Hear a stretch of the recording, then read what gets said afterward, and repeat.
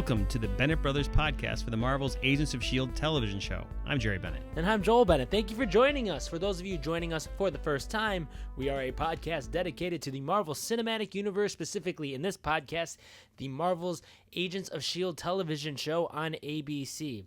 So we're going to talk about the latest episode here, the Singularity. We're going to spoil the heck out of it, give you comic book connections, Easter eggs, our thoughts, our opinions, as much as we can throw at you, and hopefully you like it all, and hopefully it all sticks, and so on and so forth. And if you are just listening us to the first time, hope you like it. Check out our previous podcast on iTunes or Kiwi 6 or any of the places that podcasts are stored. You can also join in on the conversation at facebook.com/Bennett Brothers Podcast, or check out our Twitter account at Bennett Bros Pod. There's always conversations happening there, and we'll probably talk about it. If you're talking about us on there, we'll talk about you on here. If you go to iTunes only goes back like 40-some episodes, so we have all of them are up on our WordPress page or other locations. All 4,000 of them, so... No. So we've done a lot of them, so you got a lot of catching up to do. Still under 100. Still under 100, wow. Barely. It's coming up, though. Our big 100th episode.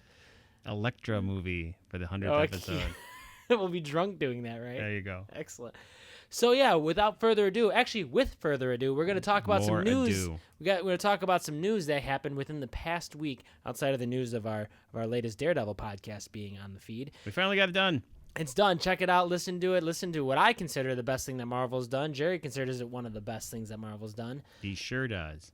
But before we do that, we're going to talk about the news of the week. And the first thing we'll mention here is that we did get the final, I believe, trailer for the new X-Men movie coming up here. Before 13 or 14 TV spots then come out. Yes, those two. But the big thing about this trailer is we got to see Wolverine's claws.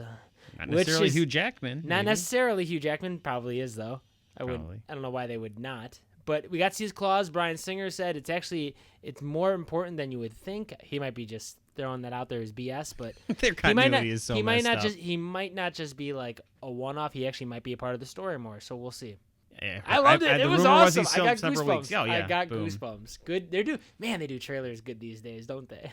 They do. Fox will not be at San Diego Comic-Con this year, so that just came out. They're boycotting because of the whole everything. I shouldn't say boycott. They're just not going to do it. San Diego Comic-Con is losing its luster because too many people spoil too much stuff, and it gets out. And I'm okay with that. If I can't have it, they can't have it. Yeah, and maybe the big thing with Fox is that they'll also be dropping Fantastic Four. Maybe. Unless they try to make a Galactus movie. Who knows? Or Silver Surfer standalone. The only other news I thought, there's little things here and there, but the only one we actually didn't talk about last week, but it's kind of, it's been confirmed, is the Inhumans movie has been pulled from the release schedule. Now, we had mentioned that they canceled the year, but they never said they were going to pull it completely. Well, it's off the schedule. It's actually more, there's all the speculation that it has something to do with the competition or the competing between Marvel, the movies, and the comic book group, which is running the television shows. Who knows if that's true or not, but the Inhumans, and it may just be pushed off 6 months or just another release date. Maybe pushed off because Spider-Man's going to have a bigger say, because they also did come out with the news that Spider-Man is very much under Marvel control, that they're giving a lot of the input. It could be another Spider-Man movie. It could be they're hoping to get the Fantastic Four back into that slot. They could be like they can't come up with a good storyline for the Inhumans. It could be a number of things. It could be the fact that they're hoping to somehow make a connection and go back to using the mutants so that they don't have to do the Inhumans. Any number of things. But that is relevant here because the Inhumans are obviously a very important, heavy part of the show that we're going to be talking about now. And that news, does that change anything? Will they bring in characters that would normally have come in later into a movie? Could they be introduced earlier? Yeah, that'd be nice. Is there a box of characters that are untouchable in the television Agents of S.H.I.E.L.D. television show? And I'm sure there is. There's the royal family, which we've talked about. And they're heavily tied in, at least initially, with the Fantastic Four. Heavily, like to the point that I was almost surprised that they weren't part of the Fox deal, but they must have obviously set them aside, Marvel, when they were selling off the properties individually. Imagine if Marvel got Fantastic Four back. Crazy. That's Phase 4. That pulls away from the Avengers. For them. Yeah, can they? It would be, and a Hulk together. It would be huge, and yet we've had 3 movies now, and they've been moderately successful to miserable failures. And so the public remembers that stuff. And yes, it's neat when you can see them together. And maybe that's the approach, is they have to introduce them in a way that the way they're doing tied in. Spider-Man. Yes, maybe that's the approach. And not necessarily an origins film anymore. You introduce them into the world. I mean, we've already been introduced to Silver Surfer, who I thought they did the look of him very well. They've kind of been introduced to Galactus and the concept of him, not the execution. You mean the floating cloud? The floating cloud. Ugh. I remember seeing that in the theater and going, "Oh, that's almost half an outline." Oh, I can't believe I'm getting excited about that, because this is as good as comics will ever get in the movies. Well, we almost got something. Oh man, they had some. The whole fight between Human Torch and Silver Surfer was pretty. Yes, fantastic. it was. That was a great look. That's why they had that trailer, which would show just that. Just smart. that. It was yep. very smart. And then when Reed Richards was dancing at his wedding, Gummy Reed Richards. No. It was so bad. So bad. So bad. And if you want to check out our review on the latest Fantastic Four movie, which we actually went and saw it in the theater for you, so check us out in our feed. It's a fun podcast, even if you don't like the movie, because we let them have it. We don't let them have it as much as we should in podcasts, because we tend to like these things. Well, it's hard. We don't really do bad stuff too. No, I think that's subjective, but yeah. The movie. I mean, the TV shows. We like the TV shows. I mean, we do nitpick. I think the Civil War is probably going to be terrible. That's what I'm picking up. Yeah, just picking up and putting down. It's gonna be a bad thing. Yes, and it will tie into the show. We're finding out in fact, there's rumors that the speculation of one of the upcoming episodes synopsis, which is online, theoretically could spoil a part of Civil War. Oh, I won't spoil anything. Find out who wins. Don't read it if you don't want to know if it's Team Cap or Team Iron Man. There's that option. But let's find out. Let's talk about this show, Joe. This episode's called The Singularity. What does that mean for the show? That means... What is it referencing in this show? In the show, well, they talk about it. Fitz talks about it with Simmons and their relationship, but I don't think that's necessarily what it's talking about here. I mean, there could be many... Is it about Hive pulling them all together and they're all one organism? Possibly. Could it be the device? Can the device that they pull out of the ground, the one thing that can stop Hive, is that a Singularity creator? The one thing that's going to stop him is hole? Lash. I mean, there's I mean, I don't know. What do you think? I think it's the Hive thing. I don't know if it's the relationship thing. Well, Singularity tends to deal with like. It sounds like the space and. It sounds like a Christopher Nolan film. Yeah, the Singularity. From Inception to Interstellar to Singularity. To The Dark Knight. I don't even know how that fits in there, but. Joel, first impressions. Well, first impressions. I really dug this episode. I think this episode continued our storyline, but it introduced a whole new aspect to the Marvel Cinematic Universe. Mm-hmm.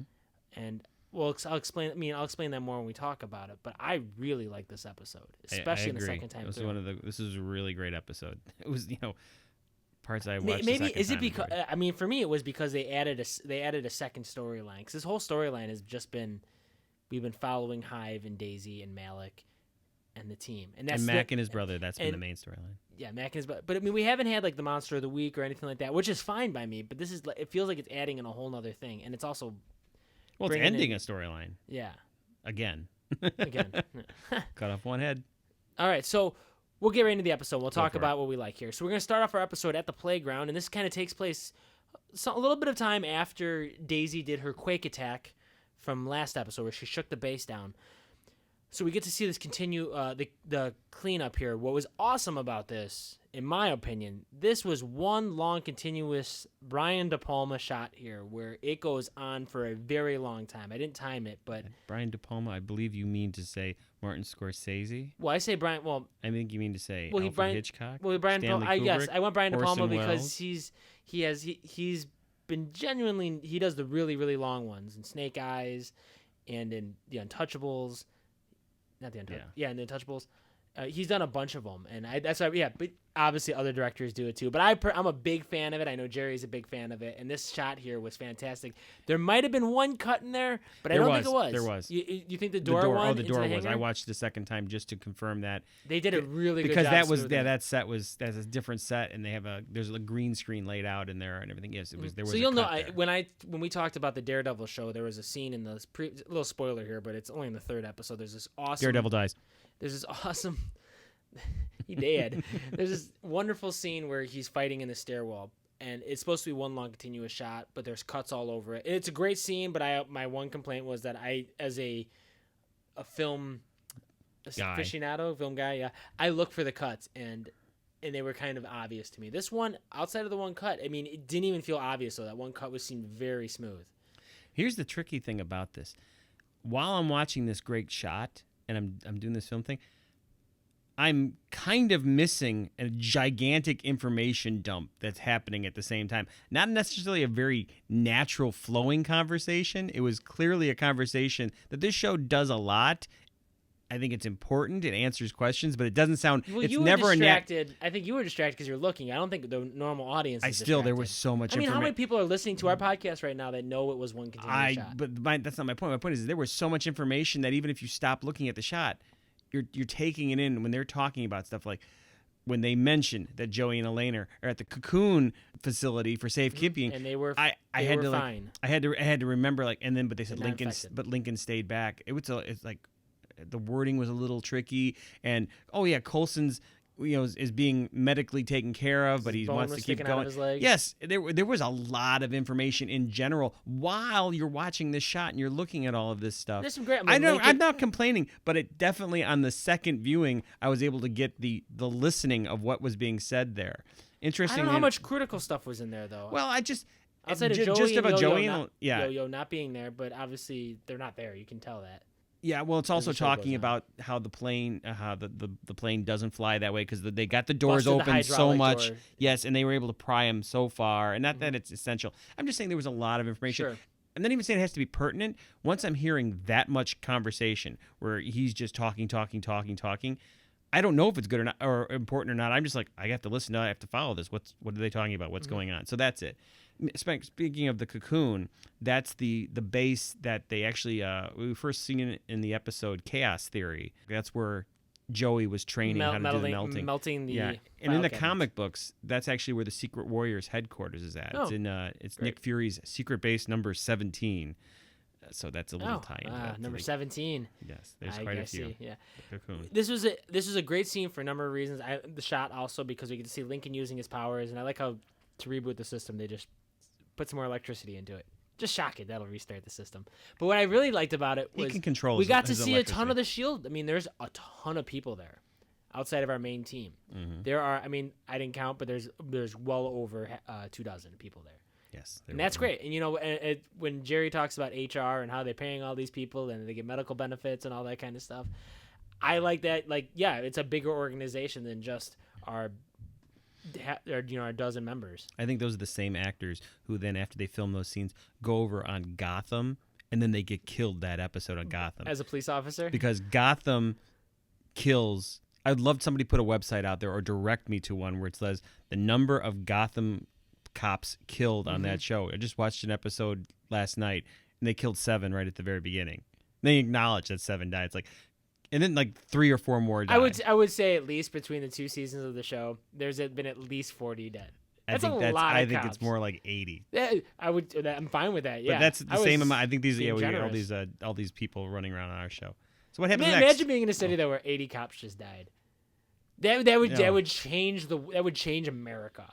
Like if 80 cops just died over the past year. I think the guy with the freeze gun is going to change America. Anyway. That probably too. The practical applications.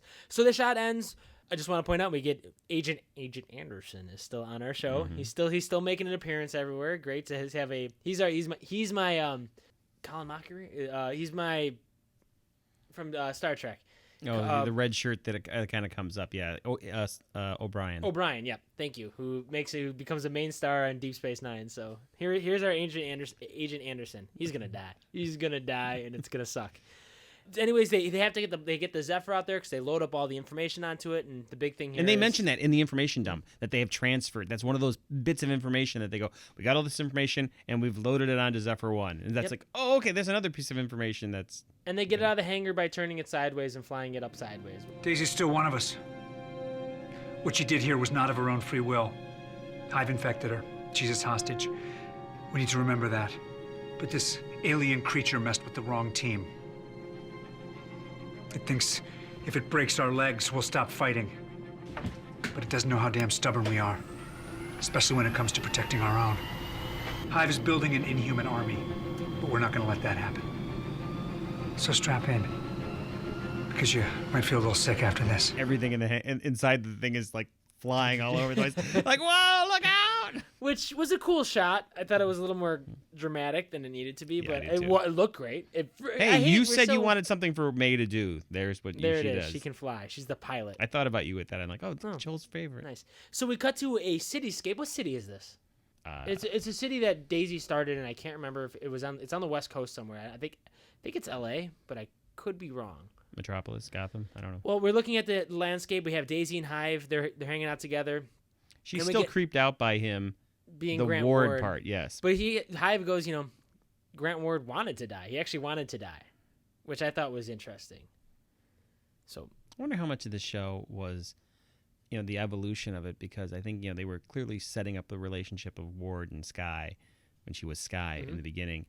And then was it because the audience didn't glam onto that? It wasn't something that they were going for, that's where I don't think the audience had anything to play with that, because by the time they show the episodes, the audience they're already on to new episodes, and they were dealing with like Ward and May at that point.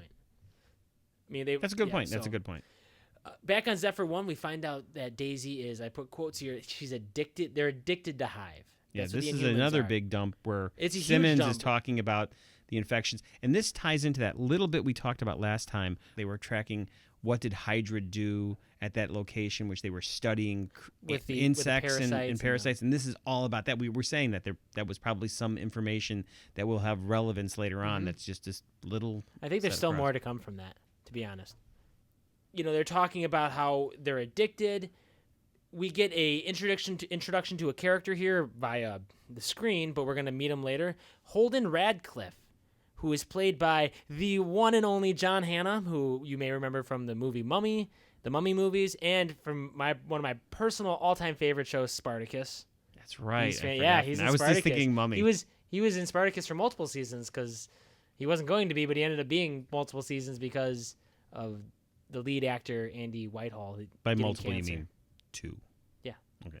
Well, I didn't want to spoil anything for those who haven't watched Spartacus. Spartacus. You should watch Spartacus. Spartacus is fantastic. It's fantastic. We're gonna get to meet him. Is he a comic book person? He is. Well, according to the TV show, he is a transhumanist. Yeah, he's actually taking. Remember, I had mentioned about the high evolutionary, who is someone who deals with modifying humans and stuff. I think he's more of a minor character in the books, but they're kind of treating him like the high evolutionary to a certain degree. When did we bring up the high evolutionary? That was a couple podcasts ago. A couple episodes ago. Yeah, Dr. Holden Radcliffe's, because he's got that assistant Anon. That's kind of like they're definitely dealing with in designer humans. They're going that route, I think, which is more like the high evolutionary, who is someone who tries and manipulates. I can't remember why we were talking about it, but his character is from the book, but it's a very just fleeting, as far as I remember. According to IMDb, he will be in a couple more episodes here, and I hope they keep him around for a while. He's one of those characters that's been he's a big actor, for a TV show actor, big TV show actor who they can use in a bunch of episodes the same way they used the Man in Black. He was in a Marvel which we series. haven't seen again, by the way. Oh, we saw him once. Yeah, I thought it was him for a second there. When I saw him, I'm like, is that the same really? guy? Yeah, because they have a similar facial structure. Okay, well, he was in a series called Machine Teen, which I never even heard of. So what to keep in mind with that is they grabbed a Marvel character name, but it's so minor that do not be surprised when he dies, which will happen. He will die just because he's not guarantee it. Unless they also turn out... Whenever they bring a Spartacus character on the show, they end up killing them all, so I totally understand. And by that, I mean Lucy Lawless. So. Jeez. I know, that's my only connection to Spartacus. I think there was actually all the other actors. Spartacus characters are on the CW shows because they're all on that show. Yep. And then we have Simmons and Fitz here. They talk about what happened between them last episode. Their romance. That's the word. Moving on. We find out that the Inhumans Icers will have no effect on them. Yes. Thank you. I have that. I skipped over that, but that's going to be relevant. They're heightened emotions and everything, which probably make them heightened everything at this point. Euphoric. We also have a scene where May gives Simmons a gun. I wonder if that'll come into play. I totally forgot about that though. When that comes into play later. Gut. No, as soon as she said, I'm like, oh, he's gonna shoot him in the gut. Then we go back to our cityscape here. We have Daisy. She corrects Hive because Hive didn't know Hive calls her Skye. So she gives she finally corrects here, that. That was and great. then we get the history. She gives her history to Hive. And then this is where Jerry's mentioned earlier about the singularity. Hive actually mentions that they're all one organism. Yeah, now. that's what I think it's referencing. And I'm guessing here, and maybe help me if I'm wrong, but the reason he's going to be working with that doctor is because he wants to kind of recreate, basically turning all humans into Inhumans, if you will, or something along those I don't know lines. if that was the case. Which no. would then he can control them all. That's what I'm guessing down the road. He was created by whatever so he wants to. I think he wants to create more of himself. I think he wants to create Inhumans because he considers he's an Inhuman. I don't know if he can create Inhumans though. I think that's what the whole point of this doctor being able to turn these new, metahumans. That might be the case, but I don't think that's what it is. I think it's. Right, well, I think it has to do something with either giving more powers to the Inhumans that are there, or creating another version of Hive. And I have a feeling this is to take. Yeah, I think it's creating another version of Hive, more of Hive. Interesting enough that they're recruiting other Inhumans. Daisy knows where that the cocoon base. Yes. Is. I think she set it up. If that's where they're hiding Joey and Yo-Yo, that's not the safest place to go because she does know them. And obviously, correct. We find out in this episode relatively soon that, they visited other Inhumans that we haven't seen yet, which is done for effect in this episode because when we're going to get... They visited other ones? Well, we know they do. They visit Alicia. Well, that's what I think that's the only one they visited. Well, I'm just saying that I'm saying they've already set up a template where the show has done this. They can do this with other people too if they want to. They can. We got absolutely, absolutely. Back on the Zephyr, we see Coulson talking to Talbot, which is going to come into play later when we talk about it, and then we say. And that's all in reference to what are they? We don't know, but we find out later it's with Hydra. Coulson mentions that Alicia is 4 Inhumans for the price of 1. Does that mean she can only create 4? I don't think so. Is she out of Inhuman? That was going through my head because then she's useless at this point. And I don't think so. And the reason I don't think so either. The reason I believe that is because Lincoln makes the statement that when they die, she feels it. She knows when they die. And I know seen it die before once, but the fact I don't know if he was involved in that time. Lash came in and killed. He was. But Lincoln wasn't away. there, He wasn't there. So I'm thinking because they have a relationship from years past. He must have seen her do that before. Correct. Okay, good. No, now the reason I understand why you would think that is because she can make 4. We saw 1 die, and in this episode we see 2. Die. We don't see 3. If we had seen 3 in that parking structure, then would be no question. Absolutely. So we'll see if she creates more or not. I think they would do it. If she can make 4. No, she can make 3, and she's the 4th. Is that how they established it? That's what I'm assuming. She's 4 Inhumans for the price of 1. That's what I'm thinking that meant. But again, we don't know. We'll find that out. That's a question mark. But I definitely think episode. Yes, you keep her around. Again, she's kind of based on a Marvel character who's tied in with the mutants, Jamie Maddox, the Multiple Man, who was in X-Men: The Last Stand very briefly, played by McSteamy. I don't know why I know that. I don't know why you know that either. But yeah, it's a great character. The only difference in the comics is if you hit him, he makes another one. So if you were fighting him, like May was kicking around, it's like, boop, yeah, there's another one. There's another one, and this doesn't have that case. But yeah. No.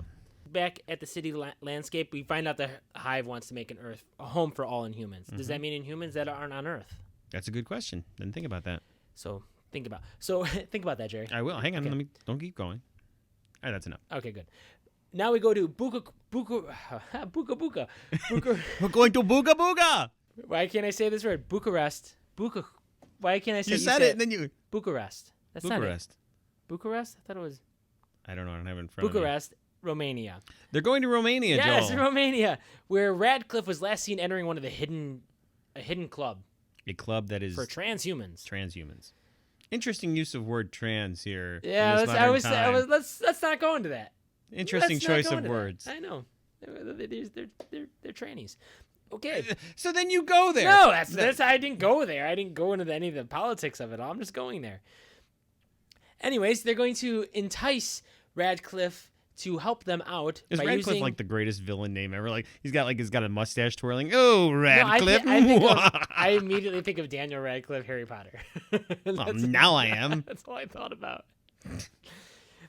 They're going to entice him by using Deathlock's eyes. Deathlocks, not Deadlocks. Deathlock's eyes, or at least eyes prototypes. Based on. Well, like you, Radcliffe's not easy to please. He has refined tastes when it comes to human modifications. Yeah, and he's also a known recluse, which is why I'm hoping these little cybernetic bad boys will pique his interest enough to get him out of his shell. They're a variation of what's inside Deathlock. That's a different kind of carrot on a stick. No, innovation's the quickest way to a scientist's heart. If we can get him to appreciate what we do, hopefully he'll help us with Daisy. Yeah, and if that doesn't work, you can go and beat him up and drag him out because all you are is big and strong. Which I'm like, oh, Deathlock. There's an idea. Bring him back. He's in. They have an Agent Shield comic book. They've made him front and center in that book. He's, like, why not? Well, I know the actor wants to be back on the show. Yes. Anytime now, guys. He's probably expensive. Just not him as an actor, but just doing him with the makeup and the prosthetics arms and stuff. It's not like, they can't do Lash. Like, transform back. It's like, no, there's a full process. Yep. You're right. He's not getting a spinoff. No, he's back on the Zephyr. Lincoln wants to go help find Alicia because that's who they're going to go look for, but he has to wear a nanothermite vest, which is basically as he calls it, a murder vest. Where have we seen this before? I don't know where. Do you remember your favorite character from Agent Carter Season 1? Dudley? Dooley. It's duly noted, yeah. He wore it. He wore a vest. Remember, it was all locked up. Is that the same one? It was similar in properties. Obviously, this is 60 years later. That was done by Howard Stark. Yeah, it heats up because it was never. I'm not saying it's the same, but I'm saying the principle is there. Oh yeah, absolutely. I believe that's more of a little bit of a callback to that. I'll take it. No, excellent, good call. Thank you for that. That's awesome. And that's why you guys listen to us. #MurderVest. Murder vest. Back at the club, Fitz and Simmons, they enter this trendy club. They're all dressed up. And we find out all the people, because Fitz puts on the glasses so Matt can see what's going on. We find out almost all the people there have enhancements, some sort of mechanical human enhancement. Yeah, you go to a lot of nightclubs, you'll find a lot of people have enhancements. Well, that joke gets played out a little bit here. Oh, does it? Yeah. I didn't watch the episode. So back at the parking garage where Alicia's at, May and Coulson, they have a little bit of a rift here in the car. They have a little bit of an argument. I'm glad she called him on this. Like, hey, he's willing to hey, by the way, if we have to kill Lincoln, don't even think twice about it. In fact, maybe just kill him just to be, But there is a double standard when it comes to Daisy, but he eventually does acknowledge it. Because that's that point where you and I are like, well, you're killing off all these guys over here. You're not seeming so concerned. In the real world, you should be concerned of everything. But once they say he's the adopted daughter effect, the surrogate daughter, if you will, that does help that a little bit. So well done, Joe. When it comes to Daisy, she's young. I forget that sometimes. And from what Fitzsimmons have said, Hive's infection only heightens feelings she already has. Daisy's always longed for a family, for connection. I thought I could give it to her with S.H.I.E.L.D. Phil, you're not her father. No. But she's the closest thing I have to a daughter. Well done, show. We congratulate you. So Lincoln and Alicia, they meet up here, and this is going to set up sort of the ruse that they fooled me with it, but I liked it. So Alicia and Lincoln, they meet up. We go back to the Badlands, and we see James for the first time again in his trailer, and that's where Daisy and Hive show up to meet him. So I was like, oh, that's where they're going. They're going after James instead. Now we didn't mention this last time, but James is actually he's turning out to be a comic book character. Oh, he's a secret warrior. It's been confirmed. Yeah. You want to go into that now? Well, we can go into that we'll go into it now because he makes a joke about it throughout the entire episode. But I can't believe we didn't connect this before. He actually looks just like his comic book character. Well, his name is James, and there's a character in the comic books called James T. James. Name is Hellfire. He's one of the secret warriors. He's not necessarily in the books an Inhuman. He has a connection. He's demon-based powers. He's actually genetically. His ancestor was the original Ghost Rider of the Old West. And he got his power from that, right? Well, it's a genetic situation, yes. And in the comic books, he has a glowing chain that's fired. Like it's basically, it looks very much like Ghost Rider. Like the Ghost Rider. And we've seen his powers being burning, and he has that ability to do that. So will we see him with a chain, which he does have in the comics? Again, he is one of the Inhumans, one of the secret warriors. So like him, like Daisy, and like Yo-Yo, those are 3 of the actual Inhumans, which we've actually, they mentioned other ones on this show. We had mentioned Eden, who is in Australia. So that's a fourth one, and I believe I'll have to look it up.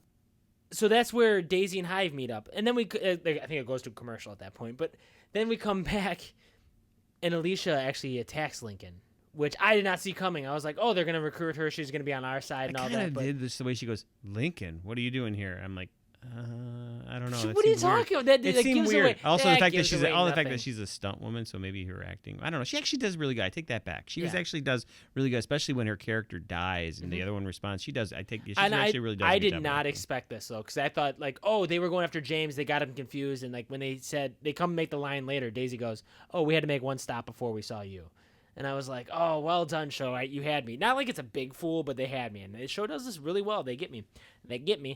So back at the Badlands, Daisy uses a Terrigen Mist crystal. She smashes on the ground. She transforms James, which is great. Back at the parking garage, May joins in on the fight.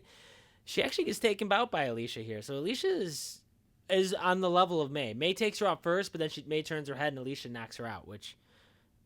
I had no idea she was that strong, which is cool. So that means that kind of diminishes May's standing even more, in my opinion.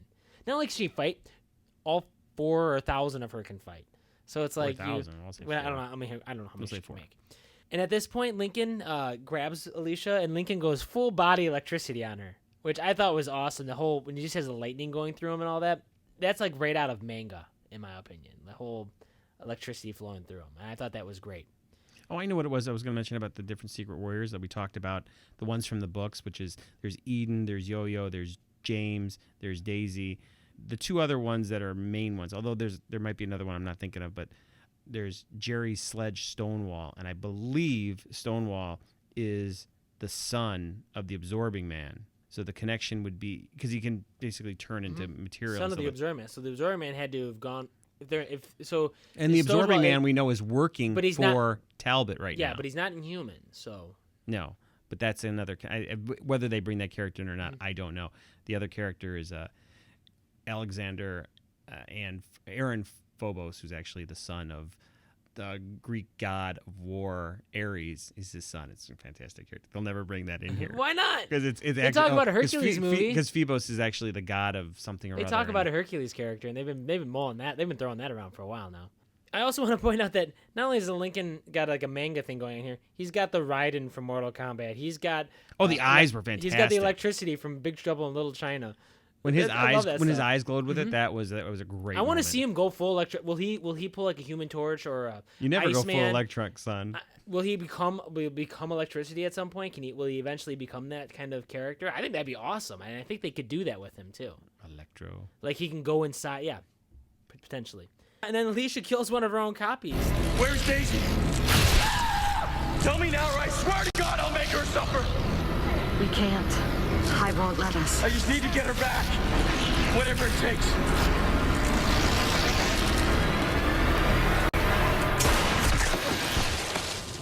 No. Oh my God. Why would you? You made us. Then the copy that killed the copy gets shot in the head by Coulson. Because Coulson can only shoot in the head. He can't shoot to wound. They're adrenalized. They wouldn't have stopped. The one shot wouldn't stop her. I'm sure if you put a couple in her kneecaps. Well, I'm lucky when Alicia shot her copy, the bullet didn't go through her body right into Lincoln. You know what was interesting is like why wouldn't she kill? What's funny is they shot at Lincoln, but they weren't supposed to kill Lincoln. Yeah, they weren't supposed. They didn't shoot at him. They did at the beginning when he shot the lightning at the one, and she shot at him and hit the wall.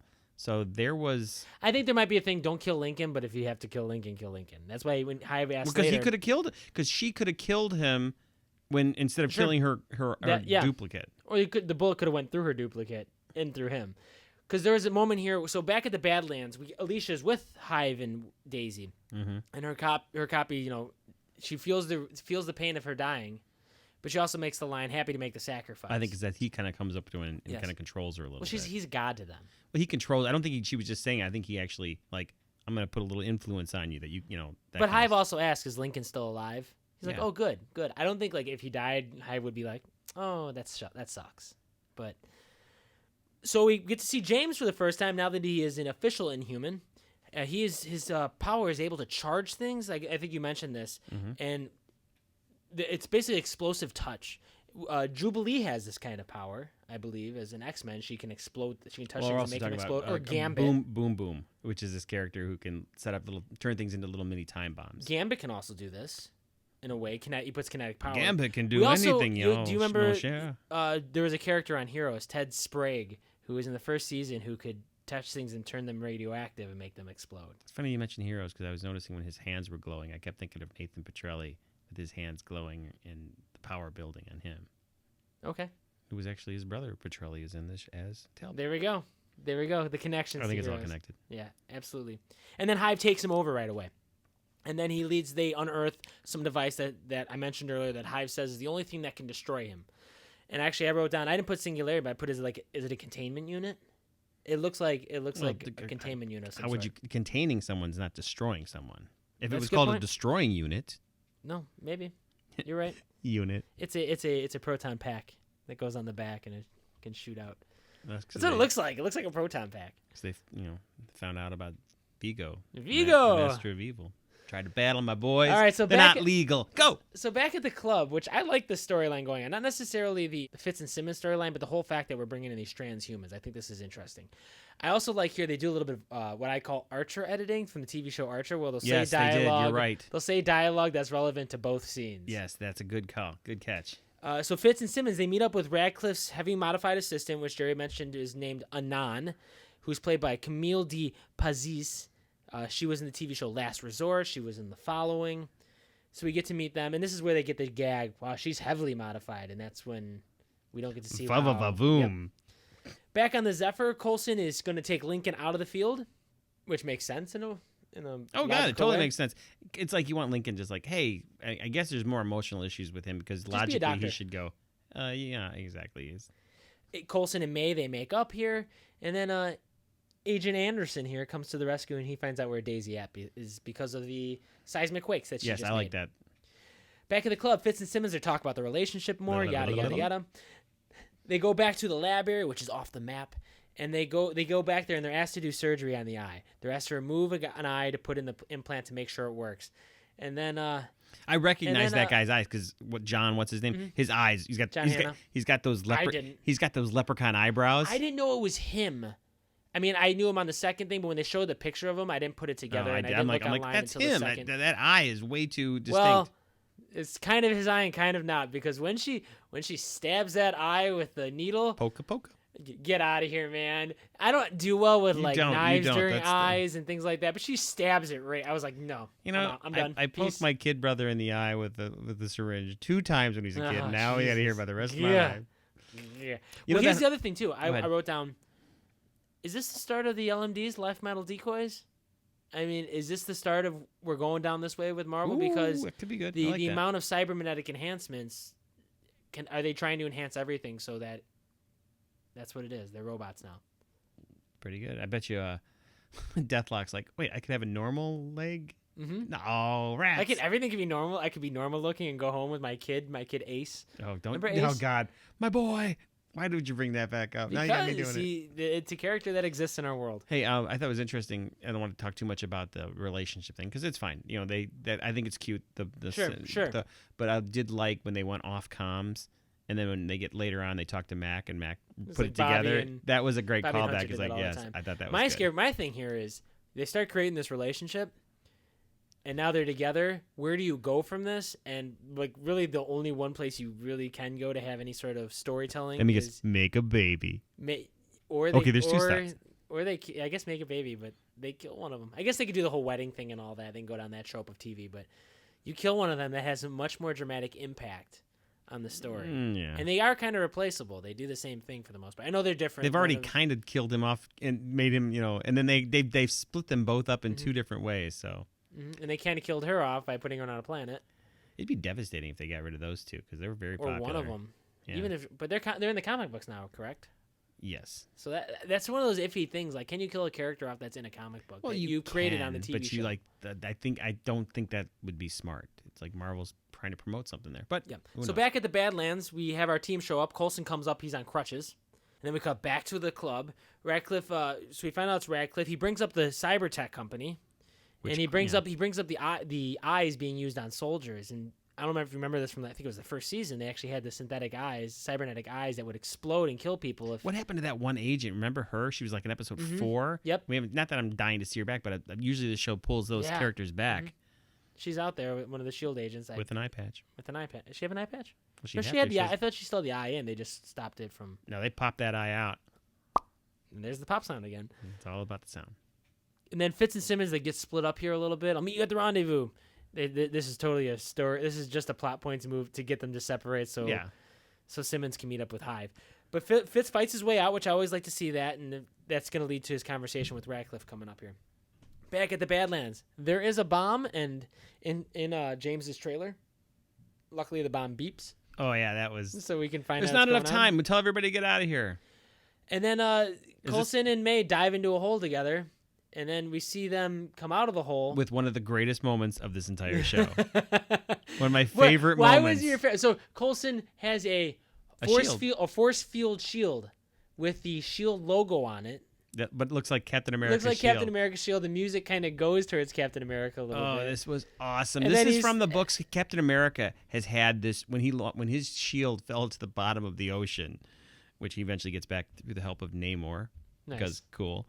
But he had for a year or two he had a shield like that. It was built into the glove. And actually, he could shoot it as a projectile. He could turn it into a sword. He could change it into even the shape of his old shield if he wanted to. It was really cool stuff. So this is kind of from the book. So that's why it was a great moment. I was like, oh my God, there's the shield. And it's huge. And then he gets awesome. to get the joke. The director of S.H.I.E.L.D. should have a shield. Yes. Great joke. We had mentioned a couple episodes ago, I had mentioned that they show a scene in one of the episodes where you see his hand, he's angry because he sees Ward, and his hand starts doing some stuff on the outside. They're establishing that hand's got powers. But they showed his hand started to glow as well on the inside. Jerry doesn't remember that, or he does remember it.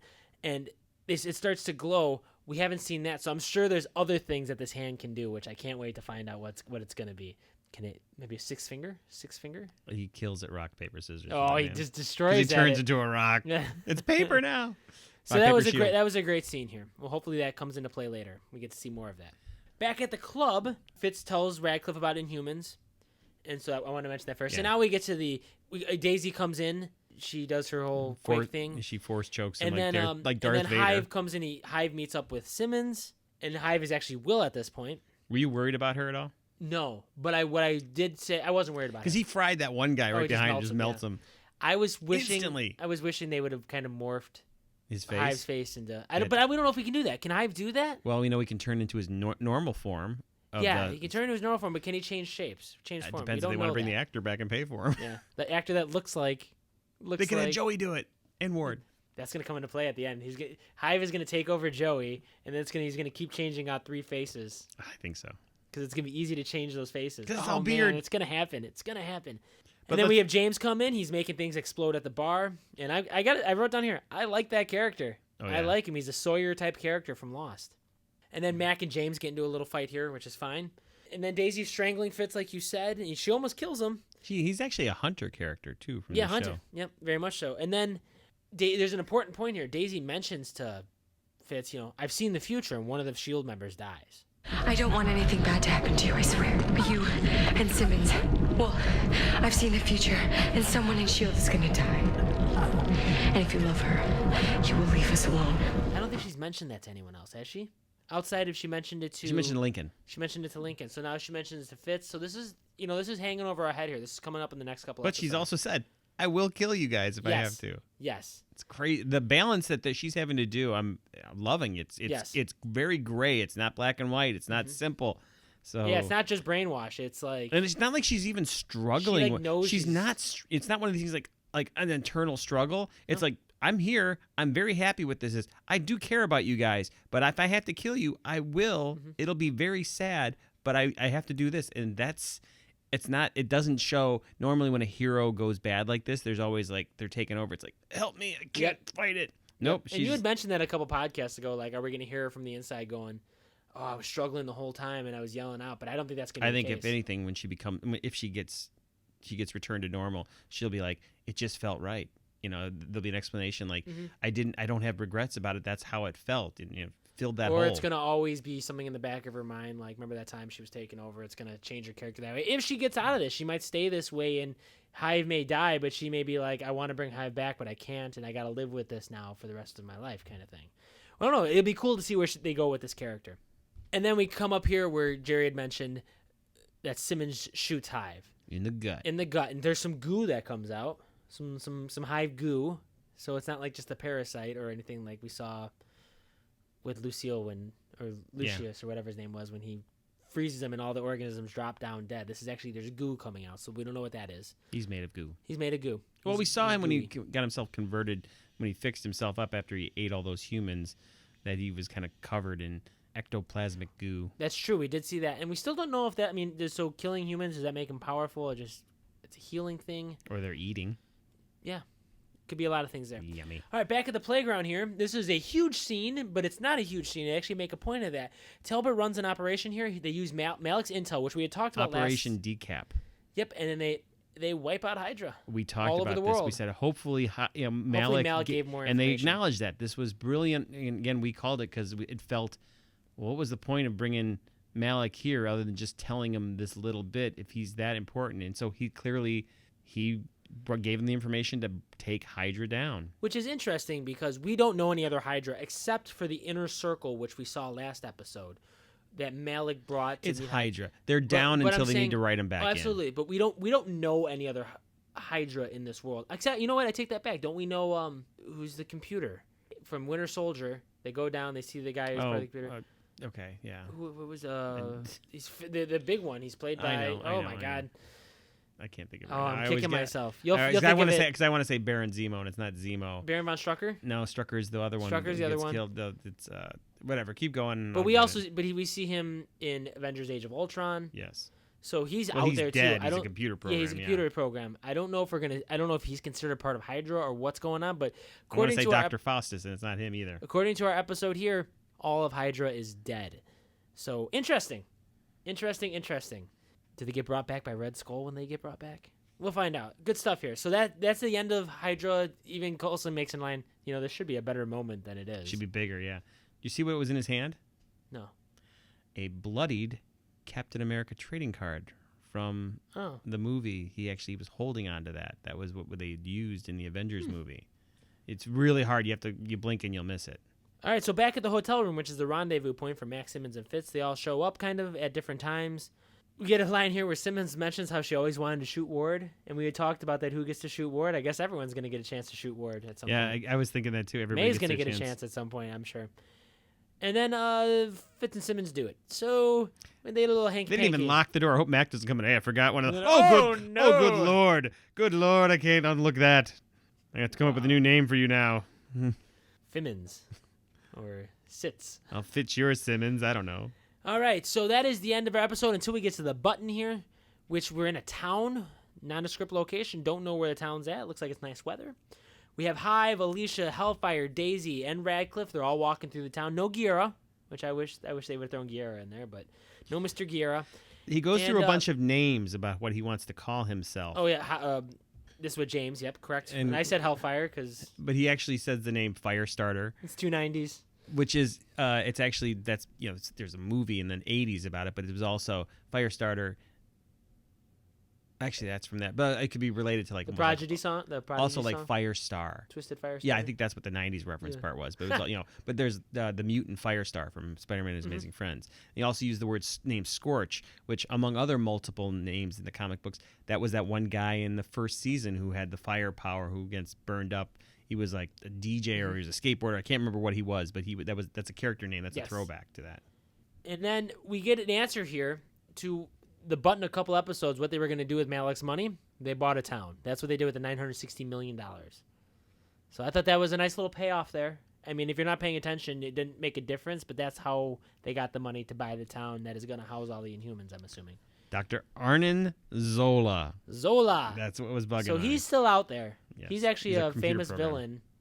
He becomes he's a great character in the comics, yeah. So I don't know if he's part of Hydra, if they wiped him out. I doubt they wiped him out. I think he's still out there and exists in computer land on the intranet. So that is the end of our episode. Again, great episode. We got 3 episodes left. And this is moving forward great. We're putting a bunch of superheroes out there. Looks like next week they're going to meet Blue Man Group. That'll be exciting. That'd be nice. Then we're getting some Kree next week. So that's always a good time. Great episode. Yeah, great episode. I'm excited. I'm super excited for these last 3 episodes. And that's what this show does well, is it gets you excited it always builds up towards the end. All right, well, if you have any thoughts about the show, hit us up on our Facebook and our Twitter account, or you can email us at bennettbrothers@gmail.com. bennettbrotherspodcast@gmail.com. Thanks to some of the people on Facebook who've been liking the page and liking the different comments. Derek Pender, Jennifer Varda, Pat Varda. Well, Jennifer Varda is Pat Varda's wife. So. I know. I think he brought her on board. Eric Rendell and the cast of thousands. So appreciate any comments or feedback. It is always happy. Joe Castiglione also. Hey, Joe. Thanks, Joe. So thanks, guys. What was with that voice right there? I don't know. I don't know either. It's good stuff. Good stuff. Thanks for listening. I'm Jerry. I'm Joel. We'll talk to you next time.